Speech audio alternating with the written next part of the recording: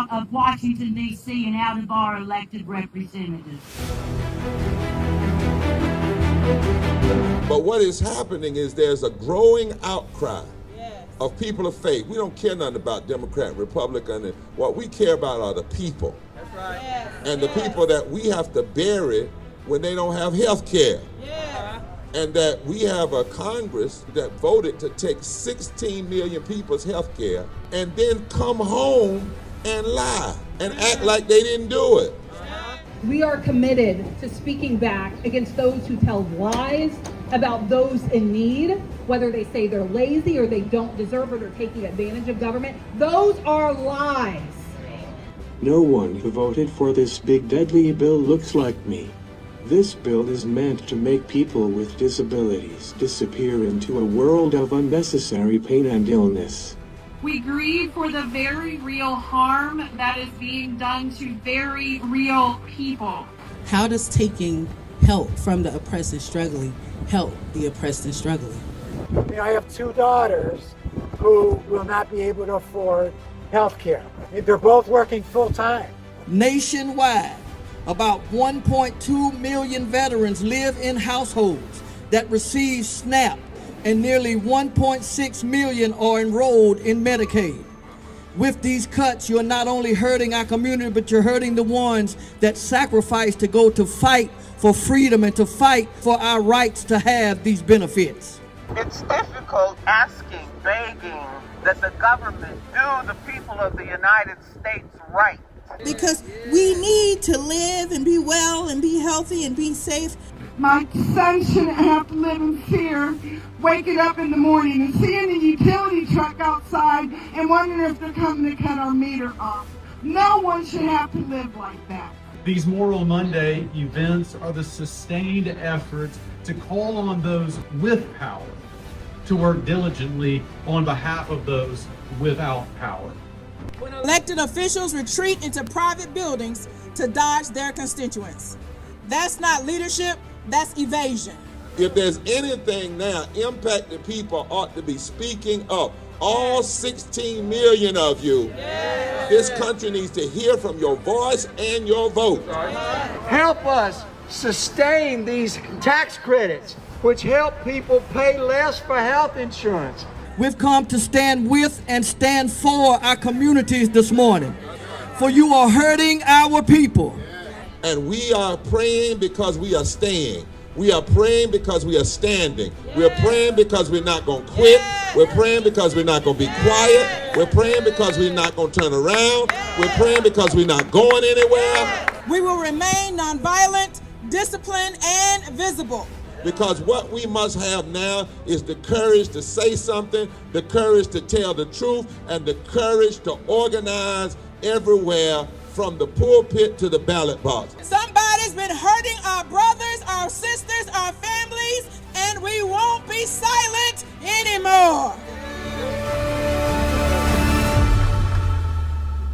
Let me thank Pastor Petty, Dr. Broom, who's our National Director of Religion for Repairs of the Breach, for Brother Wayne, who also serves as the Faith Chair for the Poor People's Campaign here in North Carolina, President of the NAACP here in Wake County as well, and as a local pastor. Now, we're not representative of all that have come. We've come here for an emergency press conference today to announce what's going to happen on Monday and why we're going to have Moral Monday in North Carolina and in 19 other states across the country on Monday morning, and here in North Carolina, and then later at 7 o'clock in Charlotte. Yes. And we wanted to gather the media here to be clear about it. I'm, of course, Reverend Dr. William J. Barber II, Bishop with the College of Affirming Ministries and President of Repairers of the Breach. We are having a reaction to what has gone on when ICE agents finally revealed they were here. They've been here. They were doing their undercover work. We knew they were coming. But one of the things we recognize is that we cannot just have emergency mobilization and then go back, because things are connected. And it's one thing for everybody to gather in mass, But we've been warning this nation since Ash Wednesday of what was coming. We've been saying in the Moral Monday movement all over the South that all of these issues are connected, that the same persons that would pass the big, ugly, deadly bill and cut Medicaid and cut health care, also that same bill gave $150 billion more for mass ICE agents. It's all connected. The same ones that in this state are engaged in gross retrogressive redistricting are the same ones that are saying to these ICE agents, come on in. So in the 1 minute, they're pushing people out of certain congressional districts, but on the other hand, they're welcoming masked men to come in and arrest unmasked citizens. We understand that movement must be long-term. You cannot just have a fire for a moment and gather everybody for a moment. All of that's great, but it's not just resisting, it's what are we fighting for. And so North Carolina has been in the news this week because our communities have been under assault, and we use that word intentionally, by agents of our federal government. But Moral Monday on Monday is not just about that, it is about the full spread of political attacks. And some have said to us, well, why not just focus only on the immediacy? Because that's how you get where we are today. Anytime we keep organizing in silos, and we only react, and then we come together around one thing, that lack of moral fusion critique actually enables authoritarianism. It enables neo-fascism. We must organize this pain and recognize that the pain comes from multiple places. No one here in Raleigh or in downtown Charlotte or over in Durham or in Cary called for Customer and Border Patrol to come. It's 800 miles to the Canadian border from right here, and 1,500 miles from Mexico. None of our city leaders, none of our local law enforcement said there was a crisis in our state that made this necessary. No, a convicted felon who is the grandson of immigrants, who has lied and tried to criminalize being an immigrant, that's why we are under assault. And MAGA members in the Congress passed a law to take money from the most vulnerable people in our communities and use it to hire masked men and women to conduct these immoral and unconstitutional raids on our community. That's why we're here. They called it Charlotte's Web. That's what they said. We're coming to engage Charlotte's Web. But they forgot, or maybe they didn't read the story about how in the story Charlotte's Web, how the spider got everybody in the barnyard together to save Wilbur. That's right. Not to destroy Wilbur. Yes, sir. And so since you want to call it Charlotte's Web, then we're going to be the spiders that connect everybody to save our community. That's right. A pastor down in Charlotte said, we've built a web of love. We've built a web of trust and truth and justice. And we are calling on all of those who are battling, do not get locked into turf wars. This is not a battle just of the Latino community or the black community or the white community. It's not a battle when voting rights are under attack, that's black people, when Medicaid is people who need it, or when SNAP is poor. It is a battle for the very soul of humanity. Yes, yes. And the web that we are building is called moral fusion. And we are committed to stand with our immigrant neighbors and with our neighbors whose health care and SNAP have been cut, to build a moral movement that can reclaim the tools of our government. That's why we're gathering on Monday for Moral Monday in 19 states plus North Carolina. Here in Raleigh and across this country. And on Monday evening, we will be in Charlotte for a Moral Monday meeting, prayer, protest, and the release of Liberty vans that are already here, but Liberty vans, which I'll explain in a minute, and then take questions from the media. We decry the illegal and immoral raids on God's children. We will pray for immigrant families.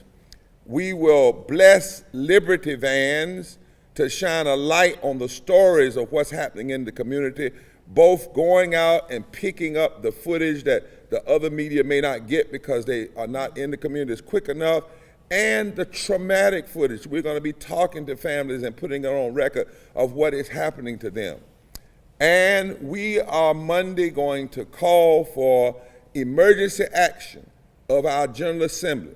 Our General Assembly needs to come together for a special session and write a resolution and demand that ICE and CPB cease and desist. They need to write that the Congress of these United States and the President needs to stop attacking our communities and the most vulnerable in our community. Somebody says maybe they won't do it. It's not what they will or will not do, it's what we say ought to be done. That's right. That's right. Democrats and Republicans ought to say no to them attacking the thousands of people that are hurt whenever SNAP is cut. Yes. Democrats and Republicans ought to put down party and be statesmen and stateswomen and human beings whenever somebody attacks the thousands of people who need health care. Yes. And so, right here in North Carolina, we know that our health care is at risk. Over the past 5 years, the number of North Carolinians who have access to health care through the health insurance marketplace has almost doubled to nearly 975,000 who rely on the program today. Understand, my brothers and sisters, you have to have moral outrage about that, just like you have moral outrage about an ICE raid. And the reason is both are deadly. That's right. Both are traumatic. That's right. If you take people's health care, people die. For every 500,000 people that lose health care, 2,800 people die. If you raid people's houses and grab them and lock them up, they may not die physically, but hope dies. That's and right. Their That's peace right. dies. And some of them will actually die when you force them back into communities that they left because of the violence back at home. Amen.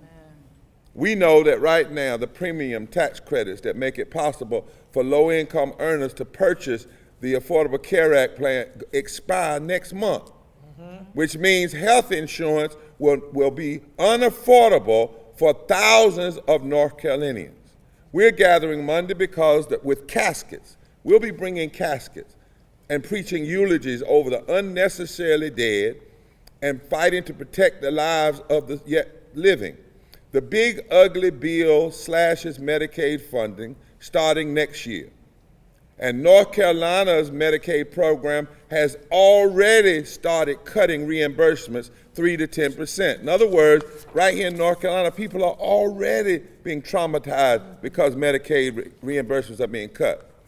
This affects everyone because your employer-based insurance will go up when tens of thousands of families leave the poor.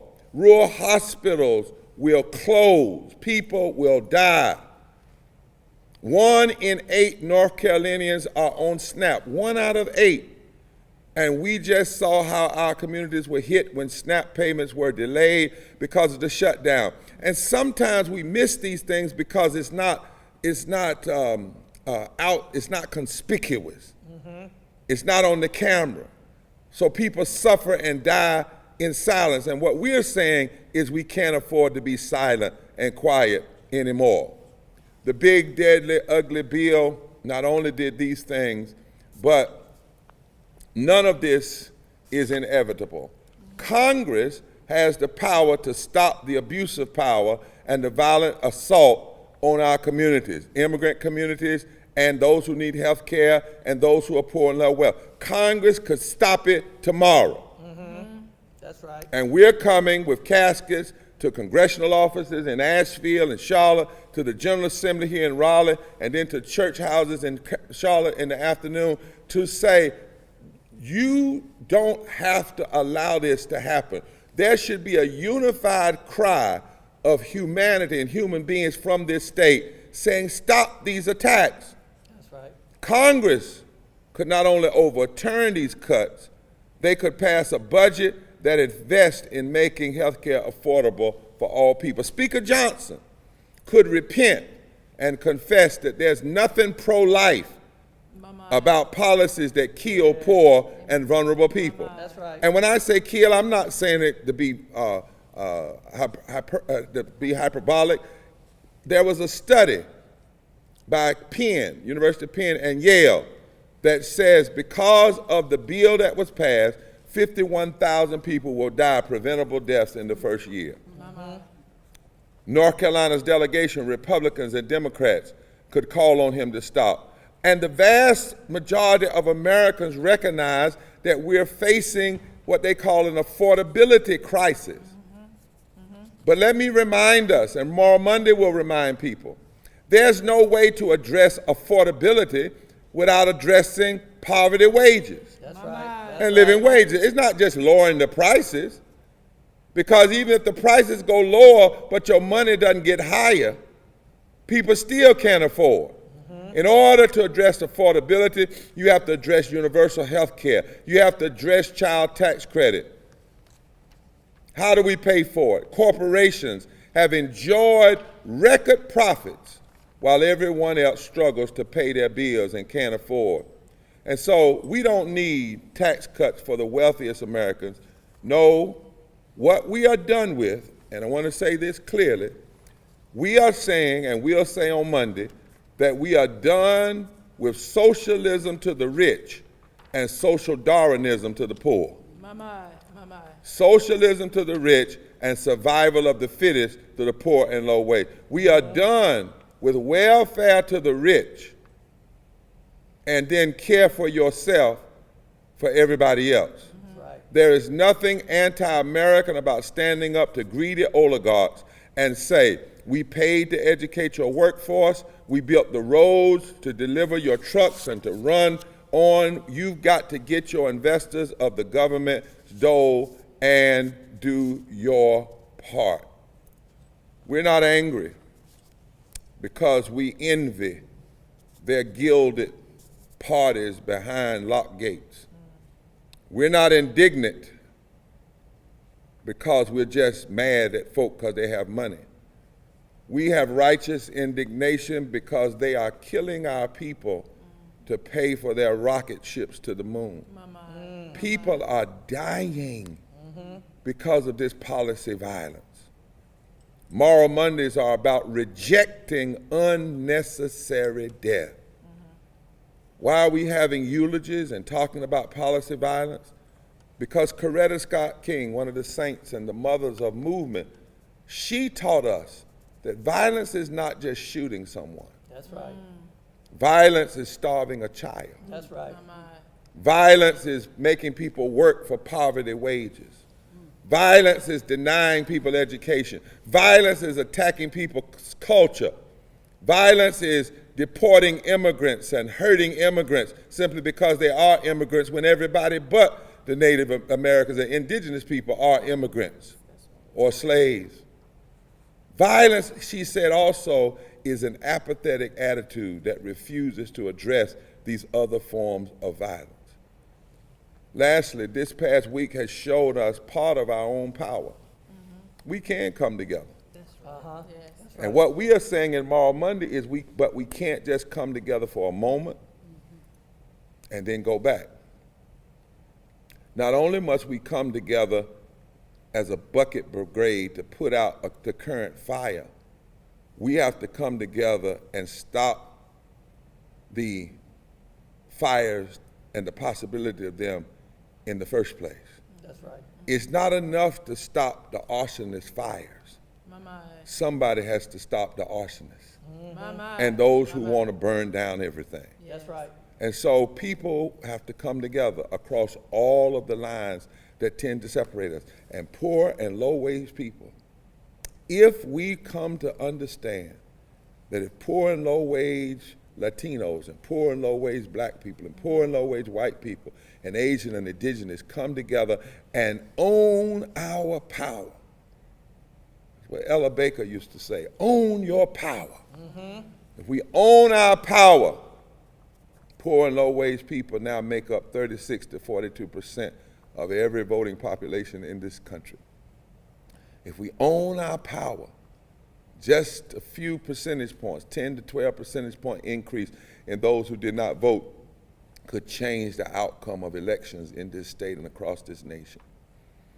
Did you know that 19 million voters that voted Biden-Harris chose not to vote in 2025, and the number one reason why they did not vote is they said because no one in their minds said enough about addressing the issues that are facing the poor. And when we talk about poor and low wage, let's be real. Even the people that they are deporting are not wealthy. They are the poor and low wage Latinos, the poor and low wage persons in our communities. And we must challenge this. So we are saying that poor and low wage people are not the ones that are driving this extremism. Extremism is being driven by a man and a Congress, all of which who are immigrants themselves or come from immigrants, who have money, who are willing to look the other way at certain crimes, but then participate in the crimes against humanity. And the crime against humanity in America is this: whenever you violate equal protection under the law, our Constitution does not say that you get equal protection under the law because you're a citizen. It doesn't say that for many reasons. That's right. It says that any person that is within the borders of this country, regardless of how you got here, must be afforded equal protection under the law. And so now is the time for us to mobilize, not next year. Now is the time for us to organize, and Moral Mondays is not a hit and miss, a one time. We are continuing to grow, to push the moral narrative, and to say to folk that we must demand a ceasing and desisting. So on Monday, we'll preach the eulogies. We'll call for the protecting of the living. We will demand that our General Assembly have a special session, and that General Assembly will vote a special resolution telling the Congress and the White House to stop attacking North Carolinians who need health care and Medicaid and SNAP. Stop attacking our immigrant community. We're calling on them to do what is right. We will attempt to deliver those caskets to those congressional offices, to remind them and show them what's happening in the lives of the people who so often never get seen on camera. And we will call on people to mobilize their votes, to come together in this moment, not just to resist what's happening in the immediacy of the moment, but to mobilize and build power.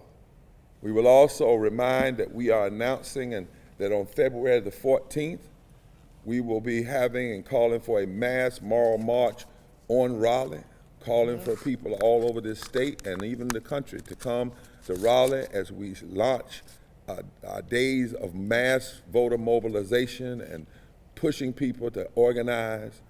And that 3 days prior to the 14th, we will begin a march from Wilson to Raleigh, out of the 1st Congressional District, where people are saying, and we'll say, this is our Edmonds Pettus Bridge. Right. This is our Selma. And that march will be made up of every group of people in this state, not just to resist what is happening, but to say we are pushing this state to be better, and we're going to maximize our power, because the last thing we will ever do in a moment like this is to bow down. We're not going to bow down when our Latino brothers and sisters are being attacked. We're not going to bow down when people who need Medicaid are being attacked. We're not going to bow down when policy is being used to attack the poor and those who need SNAP benefits. We can't, because to bow down with what's happening to others is to fail to recognize that that same injustice is happening to us. And if we bow down to it, then we become accessories to the political violence, and we will not be accessories to that violence. Bishop, we have our impacted. Thank you so much. We want to take some questions at this time, if you have some from Spectrum News, and then we're going to ask that you would do an interview with our dear sister here who is impacted afterwards, but I know there's some limitations, so I want to see if you have questions at this time. Two quick ones. I was listening earlier, and there's ways that people in Raleigh can help protect those affected communities, and you've been doing trainings. Can you tell me something about the training? Well, some of the communities have been doing trainings outside of repairs, different ones of the communities who are already here, as you heard Nancy say, 500,000. But we're here today to announce Moral Monday in 19 states and in North Carolina. That's not just about that, it's about that, but we're connecting the dots. And so there'll be some very specific things, because what we don't want to see is people separate it out. We make that mistake sometimes, you know, we separate out. We've been saying to the communities that the communities needed to be up in uproar ever since the big, deadly, ugly bill was put on the floor. A lot of people don't know that when you fight against that bill, or you fight to see it overturned, or you demand that it be overturned, that inside that bill, $150 billion is provided to ICE agents. A lot of people don't realize that that bill actually blocked many of our immigrant brothers and sisters who qualify for Medicaid from being able to receive that Medicaid. The policy violence is deeply connected. And part of what we're doing with Moral Monday is saying we're not going to be siloed. That's why on Moral Monday, there will be representation and impacted people from who could be hurt with the denial of Medicaid, that's violence. The denial of SNAP, that's violence. Deportations, that's violence. Because in essence, what we have in this season is an attempt to deport our democracy. They're trying to deport love, to deport justice, to deport equality, deport establishing justice. And we have to connect the pain rather than operate separately. Somebody over here, somebody over here. So that is why 19 other states and clergy from those states and impacted people from those states are going to be gathering with caskets in their general assemblies, their congressional offices, demanding the same thing. This is the time when state general assemblies should all be saying, stop it. Stop these attacks, especially in the South, especially in the South. And part of our message is going to be clear, is that it's the same political forces and the same people. If you are concerned about Medicaid expansion, you got to be concerned about the immigrant community being attacked. If you're concerned about the immigrant community being attacked, you've got to be concerned about those who are attacking SNAP, because it's the same forces. Yes. It's the same forces. And what we've got to do in this moment is not just have silo resistance over an issue, but what we have to do is recognize in this moment the interlocking injustices, the interlocking injustices of systemic racism that we see played out in voter suppression, the attacks on our immigrant brothers and sisters, systemic poverty, ecological devastation, denial of health care, the war economy, the militarization of our community using masked men in the military and with ICE to terrorize our community, and then the false moral narrative of religious nationalism that tries to bless it all. Do you know that right now they are using a scripture from Isaiah to recruit ICE agents? They have out, who will go and whom shall I send? That comes from Isaiah 6. So Moral Monday is saying, yes, we should fight individually, but we have to come together and we have to recognize the policy violence that's in all of this, right? And connect the pain so that nobody is left out, you know, that nobody is dying and being hurt from policy violence, that we speak with one voice and with one sound. And that's why Moral Monday is going to happen, and we wanted to come here today as the organizers to announce it and invite people to come. If you believe in justice, stand with us at 10 o'clock in front of the General Assembly, or wherever Moral Monday is. That's where we'll be, right? In front of the General Assembly? Yes. Yeah, stand with us and come out Come out. If you can't come out because of what's going on with ICE, then we will remember you. We will hold up our signs, but you come out. Come out and be a part of the eulogies and the call for life. Come out and make these demands on the General Assembly. If you're in Charlotte at 7 o'clock, come out to the First Baptist Church West, where black and white and Latinos and others are coming. Come out where we're going to be handing out signs that say, no trespassing. You don't have a warrant, don't come on my bed. We're going to be handing out 500 to 1,000 signs, asking people to put them up all over the community. We're going to bless the Liberty vans where we will have wartime reporters with professional drivers and pastors and lawyers who are committed to the law as it relates to immigration law, driving around the city at night, the times that they're not expecting it, monitoring what's going on, finding those stories that you might never see on the news because of the way ICE operates in the middle of the night. We're saying everybody that's being hurt and rejected and facing the pain of this moment of political violence and policy violence, the pain must drive us together. We must come together in this moment. We cannot afford to fight separately and alone. We must come together, and we must not only resist, but we must rally our power. Right now, the Congress of the United States is made up the way it's made up. People sit where they sit because of 7,000 votes in a country where 90 million people chose not to vote last year. More people chose to vote than voted for the candidates individually. Not one candidate got 90 million votes. 90 million votes. In this state, over 1,200,000 poor and low-wage people didn't vote. Some 600,000 African Americans did not vote. The election for president was determined by under 190,000 votes, less than 19,000 votes per county. We can't just resist. That's right. We have to rally our power. And so that's why Moral Monday is happening on Monday, and we wanted to announce it here today. We stand here today as clergy, not because it is easy, and certainly not because it is safe, but because our faith traditions do not permit silence when suffering becomes law. Across this nation, we are watching a pattern of policy that strips people of the most basic dignity. SNAP cuts that starve households, Medicaid limits that ration human life, and immigration raids that separate children from their parents during the sun rising. ICE agents wait outside schools, stalk families in courthouses, and knock on doors with weapons while lawmakers shake those same hands at fundraisers and state dinners. Let's be clear, this is not security. This is state-sanctioned fear, and fear is not a building block of democracy. Every sacred text we represent speaks a common truth. The Torah commands us 36 times to care for the stranger. Jesus, born a refugee, said, "I was a stranger and you welcomed me."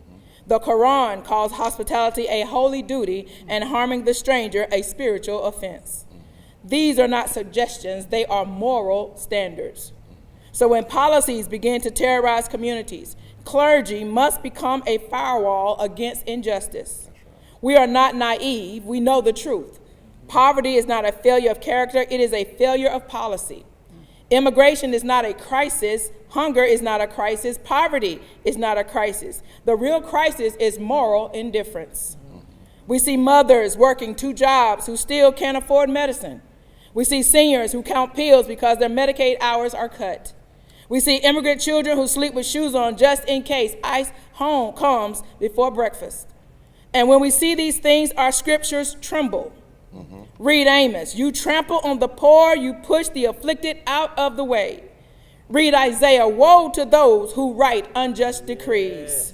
Read the gospel, Jesus heals on the Sabbath because mercy cannot wait for permission. So we are not here to comfort power. We are here to confront it with prayer, with truth, and with organized moral resistance. Faith is not private. Faith is public. Faith shows up at school board meetings, jail visits, Medicaid hearings, and immigrant detention centers. We are clergy, and clergy do not hide from crisis. We stand in the breach. We roll up our sleeves. We pray with our feet. Let it be known, we speak not from anger, but from love. A stubborn, justice-seeking love.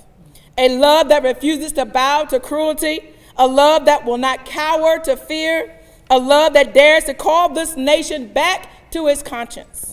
As long as lawmakers legislate suffering, as long as children go to bed afraid, as long as life-saving health care is treated like a luxury, we will not be silent. That's right. We will not back down. Amen. We will not abandon our call. We are clergy and moral leaders, and until every neighbor can stand with dignity, our witness will continue. Right. We're standing here together. That's right. That's right. Now, Bishop William Barber II. Tell them who you represent. I am Reverend Dr. Hannah R. Broom, Director of Religious Affairs for Repairers of the Breach, and an organized AME Zion elder. President. And President of the North Carolina Council of Churches. Hannah, Hanna, Broom, Broome.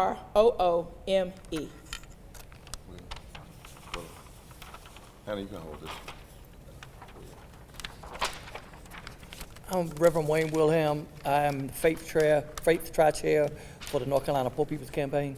And we are grateful to stand here today and support, to stand with, and to join with Repairers of the Breach, to join in with everyone that stands against this fight of injustice against all of our community. And as clergy, we come here today to stand and to celebrate all of the clergy that have stood this week alone, to stand against all of the terrorizing of our communities and neighborhoods. And as faith leaders came together, they said, we will not be silent, we will welcome in those who you try to marginalize and disenfranchise, that we will continue to support and do what God has said do, is to do justice and love mercy and walk humbly with our God. This sometimes becomes a difficult task, but God has called us. And when we have this task, it is just like Jeremiah and just like Paul, woe unto us if we do not stand up and speak truth. If we do not stand up and speak what thus saith the Lord. As people are hurting from loss of health care, loss of SNAP benefits, and now from ICE and CBP officials in our communities and in our neighborhoods, we stand with this community, we stand for our community, and we stand with one another across all faith lines, across all moral lines. All of our faith traditions tell us how we should love and care for one another. And it's this time that we will continue to stand, and we will not bow down, we will not back down, and we will not be silent anymore. Thank you. Thank you, thank you. Nancy, you good? Nancy Petty, NANCYPTTY, pastor of Pullen Memorial Baptist Church. I think what I would add is that Tuesday night, here in this sanctuary, 500 Wake County citizens gathered to learn how to be trained on how to resist ICE, how to surround and keep our neighbors safe when they're under attack. And so I think, one of the messages that we need to put out there in the face of this terror that is being put upon our communities, upon the immigrant families in particular, is that we are organized and we are ready. There were school teachers here, school administrators, there were clergy was here, and business owners were here. And for 2 hours, standing room only in this sanctuary, the good citizens of Wake County gathered to keep their neighbors safe, to protect, and to say, we're not just going to stand by and let this happen. And so, along with Repairers of the Breach and the Poor People's Campaign with Bishop Barber leading us, we will continue in Wake County and North Carolina and organizing all across the nation to resist this administration and their amoral policies that they're governing with. And so we have to stand together and stay strong. our folks are already signing up for Moral Monday, so we'll be there as well. There's not one action that's needed right now. So training is needed. All of it. But tomorrow, Sunday morning, this front of this sanctuary will be full of food because Urban Ministries is out of food in Wake County, and people are going hungry because SNAP benefits have been cut.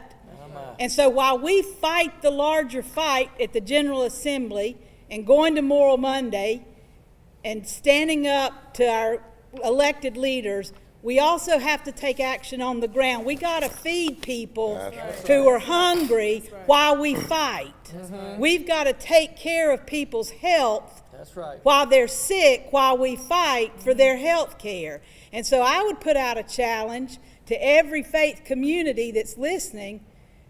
Members, take food to your church on Sunday.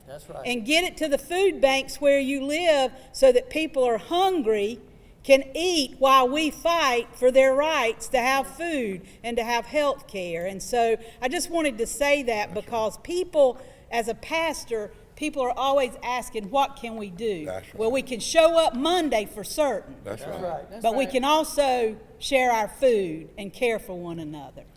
And I think, Pastor, it's important to say that because it's not one thing. That's right. And that's why I want you to talk to them individually. I want to close this because we've been on the press long enough. It's not one thing.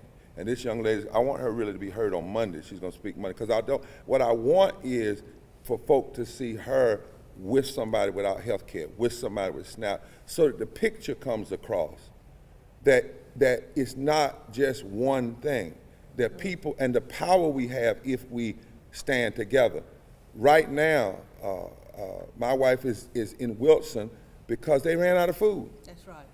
And she's organizing food. We got to do it all. That's right. And it's got to be long term. This is not the time to say I sent a text, hallelujah. That's right. I held a sign, praise the Lord. You know, and we have, this is a marathon of movement building, right? So and it's important. We came here to announce, but and we had planned the two of the impacted people couldn't be here, one with SNAP, one with Medicaid. So on Monday, we want folk to come so they can put a face on these numbers, not just see this number. That's right. 375,000. But who does it look like? Not just see human beings are not illegal, but who does it look like? That's right. Not just see 275,000 people Medicaid threat. Who are we talking about? That is the challenge of this moment. That is the challenge of the moment. Because authoritarianism, and I'll take the last question, authoritarianism that we are seeing oftentimes operates, I bet you they'll quit. I bet you they'll do one action and go away. Somebody said to me today as I was coming here, they said, ICE is gone now.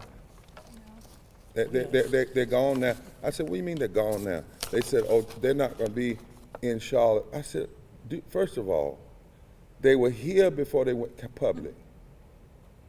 And they're never gone.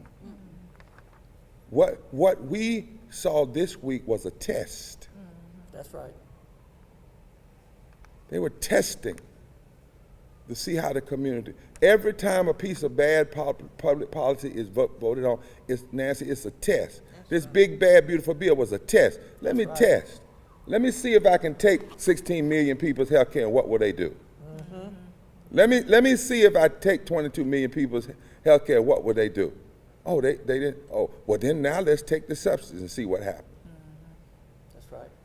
And what we must do is ensure that they find out through the testing that we get quite testy when you start hurting all of our people. That's right. And that your test is going to backfire. Because what you're going to find is not us walking away, running away, and standing down. But every act is going to embolden and intensify our agitation to the point that we won't just be reacting, we're going to be proactive in what we do. Join us on Monday, right in front of the General Assembly, and then 7 o'clock in Charlotte at the First Baptist West, and then if you all would talk to my dear sister just individually, but also I want to remind you that she will be here on Monday with other persons, all right? Thank you so much. I cannot believe the cruelty, the inhumanity that has come out of Washington, D.C. and out of our elected representatives. But what is happening is there's a growing outcry of people of faith. We don't care nothing about Democrat and Republican. And what we care about are the people. That's right. Yes. And the people that we have to bury when they don't have health care. Yeah. And that we have a Congress that voted to take 16 million people's health care and then come home and lie and act like they didn't do it. We are committed to speaking back against those who tell lies about those in need, whether they say they're lazy or they don't deserve it or taking advantage of government. Those are lies. No one who voted for this big deadly bill looks like me. This bill is meant to make people with disabilities disappear into a world of unnecessary pain and illness. We grieve for the very real harm that is being done to very real people. How does taking help from the oppressed and struggling help the oppressed and struggling? I have 2 daughters who will not be able to afford health care. They're both working full time. Nationwide, about 1.2 million veterans live in households that receive SNAP, and nearly 1.6 million are enrolled in Medicaid.